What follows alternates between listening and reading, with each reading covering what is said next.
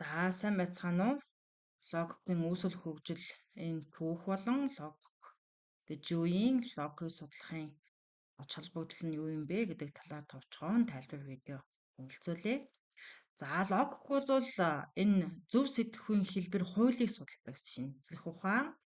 Тэгэхээр бидний өдөр тутмын хэллэгдэр чи жоохон логиктой сэтгэгээд бодоод үзтээ гэдэг юм яриа хүртэл явж байдаг тийм ээ. За тэгэхээр тэр нь яг юуг хэлээд байгаа юм бэ гэдэг. За тэгэхээр энэ логикийг бол эртний грек хэлний логос буюу үг ойлголт гэсэн үгнээс гаралтай байх нь.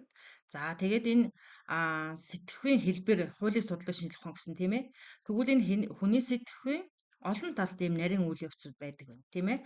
За асуулт тавих, ухаан бодлоо төвлөрүүлэх, анхаарлаа төвлөрүүлэх гэсэн үг тийм ээ.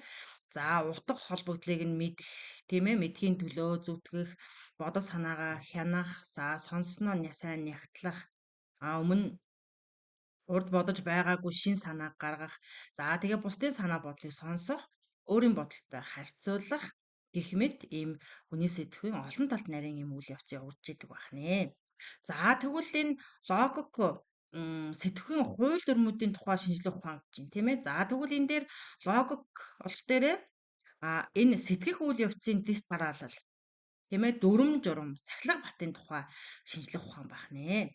За нөгөө талаараа логик бол энэ сэтгхүйн тухай ухаан бөгөөд аливаа зүйлийн зөв ба буруу эрх зүйлийг ялгах юм аргыг системчлэн судалдаг шинжлэх ухаан юм гэсэн үг. За тэгэхээр зөв юм уу буруу юм уу үнэн юм уу худал юм уу те дээр байх нь. За тэгвэл логикийн шинжлэх ухааны бүрэлдэхүүнд нь юу орд юм бэ гэхээр за формал логик, модал логик, тэмдгийн логик, магадлал логик олон утгатай байх нэ. Энэ логикийн шинжлэх ухааны бүрэлдэхүүнд. За тэгвэл бидний судлах гээд байгаа логикгүй бол энэ формал логик байгаамаа. Тэгэхээр бид нэр формал логикийг судалнаа гэсэн үг. За тэгвэл сэтгэхүйн тухай бас судалдаг шинжлэх ухаанууд байх нэ. Тийм ээ. За тэр шинжлэх ухаанууд нь болохоор логик, кибернетик, за физиолог, сургууль хүмүүжүүлэх, сэтгэл судлал гэсэн ийм шинжлэх ухаанууд ордог байх нь л дээ. За тэгэхээр манай хүмүүс бас үнийг ингээд сонирхож байгаа бол бас дэлгэрүүлэн судлах ийм юутай байх нь тийм ээ шаардлага үүсэж ийн гэсэн үг ээ. За тэгвэл энэ эргцүүллийн агуулга хэлбэр гэдэгт нь юу багтаад байгаа юм бэ гэхээр жишээлбэл энэ логик энэ эргцүүллийн аргад анализ хийх явдал гэж байгаа. Эргцүүллийн арга. За тэгэхээр энэ тухайн эргцүүлд орж байгаа нөхцлүүд ба тийм ээ дүгнэлт тус бүрийн үнэн эсэх нь биш харин энэ дүгнэлтийн үнэн болох нь за тэгээд энэ нөхцлүүдийн үнэн болохоос урган гарч байна уу үгүй юу гэдгийг энэ логикт ерөнхийдөө удшилдаг гэсэн үг. За тэгвэл энэ доор байна тийм ээ. Бүх металл бол цалгаан дамжуулагч мөн. Тийм ээ? Мөн. Бүх өмгөөлөгч бол хуульч мөн гэсэн энэ нотлогоо нь болохоор логикт агуулгыг бий болгож идэг байна. За тэгэхээр энэ бүтцийг хувьсгчаар нь илэрхийлж авч үзэх юм бол бүх S болоо P мөн гэсэн энэ логик хэлбэр гэж үздэг байна. Бүх S бол P мөн гэдгийг логикт хэлбэр гэж авч үзэж байгаа гэсэн. За тэгэхээр мэдээж одоо юу гэх нь бүх тийм ээ S гэдэгт нь одоо нэр бах нь тийм ээ. За тэгээд P мөн гэдгийг S-гээ хэлж гэсэн үг бах нь тийм ээ. За дараа нь болох дээр логикийг судлахын ач холбогдол гэсэн үг байна. За мэдээж ач холбогдолтой. За энэ үнэлгээтэй эмэг цэгцтэй сэтгэлгээг зөв сэтгэх тийм ээ. За мөн дээрэс нь дүгнэлт хийх. Үйл явдлуудын харилцаа холбоог тогтоох. За мөн шинийг эрэлхийлэх буюу мэдлэг бүтээх энэ арга хэрэгслийг зөв сонгох юм ач холбогдолтой гэсэн. За тэгэхээр энэ логикийг судалснараа ямар ач холбогдол бий болд юм бэ гэхээр нэгдүгürt бодол санаагаа оновчтой тодорхой илэрхийлж сурна. Илэрхийлнэ. За мөн шийдвэрээ баримт нотлохоонд үндэслэнэ. Шийдвэрээ.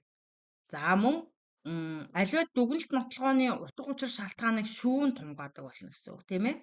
За тэгээд үнэн худлыг ялган тогтоо. Аливаа зүйлийн үнэн худлыг ялган тогтооно. За ойлгомжтой зөв оновчтой яриа. За мөн түүнийгээ дагуу бичих замаар өөрийн үг үйлдэлийг залж хяндаг болно гэсэн үг тийм ээ.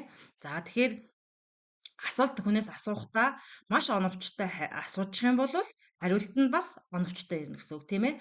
Ойлгомжгүй асуулт тавьчих юм бол хариулт нь бас мэдээж яадаг бах нь тодорхой ирэхгүй байна гэсэн үг. Тэгэхээр дахиж одоо яах нь чиглүүлэх буюу нэмэлт асуулт асууж иж зөв оновчтой хариултыг авах нь тийм ээ.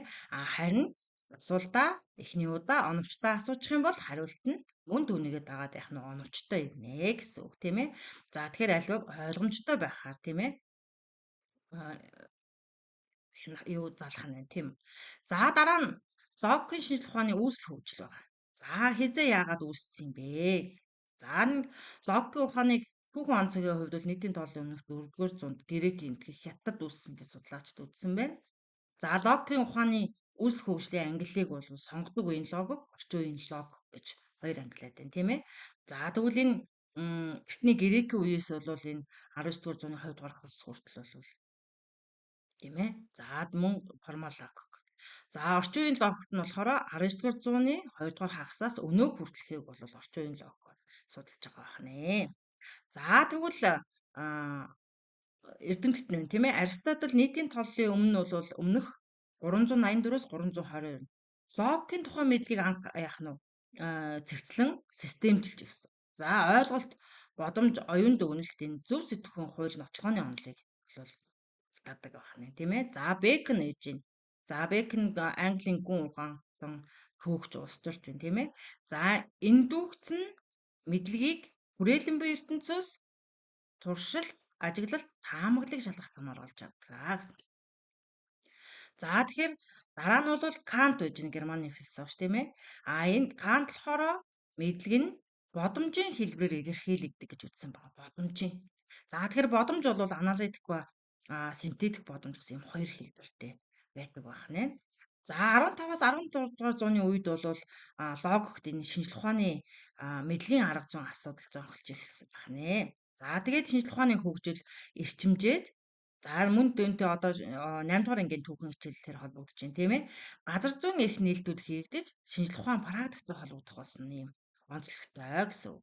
За тэгэхээр бид нар логикийн хичээлийг бол энэ логик гэдэг ойлголтыг анх одоо 12 дугаар ангидаа ерөөсөө сонсож байгаа ойлголтууд биш тийм ээ. Бид нар 1-ээс 5 дугаар ангидаа 7 6 7 дугаар ангид IQ тийм ээ. IQ оюуны хөгжлийн хичээл ордог шүү дээ. За мөн дээрэс нь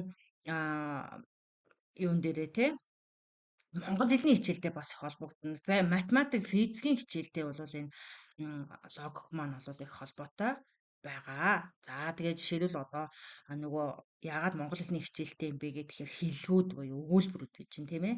За тэгээл тэн дээр чинь энгийн хэллэг тэгэхээр нөгөө өгүүлбэртэй холбоотой нөгөө монгол хэлний угсарсан нийлмэл өгүүлбэр, энгийн өгүүлбэр гэдэгтэй холбоотой гэсэн. Мөн дээрэс нь холбоос өгнүүд байгаа. Холбоос бол хэрвээ тий гэх мэт холбоос өгнүүд бас энэ логикийн хичээлд бас холбоотой учраас монгол хэлний хичээлтэй бол ингэж холбоотой. За математикийн хичээл дээр болохоор математик, физикийн хичээл дээр бол бас холбоотой. Тэгэхээр бид нар энэ логикийн тухай ойлголтыг бол бүр одоо сургууль суусан цагаасаа оюуны хөгжлийн хичээл үзэж байгаа цагаасаа бол бид нэр үзэж судалж хэлсэн гэсэн үг. За тэгээд гүнзгийрээд их сургууль 12 дугаар анги болон их сургуультай гүнзгийрүүлэн судалдаг байгаа.